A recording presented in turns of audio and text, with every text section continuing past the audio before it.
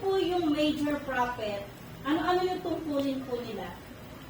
Ang mga major prophet, may marang mga minor prophet kasi. Ang mga major prophet yan, sila Isaiah, Jeremias, sila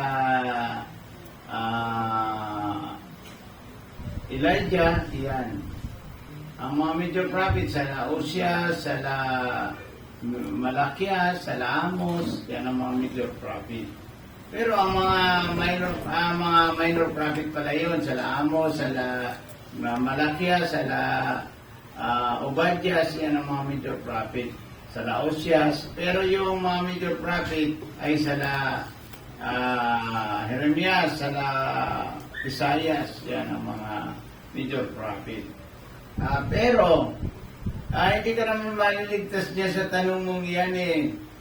Friends, ang tanong ko sa iyo, ligtas ka na ba?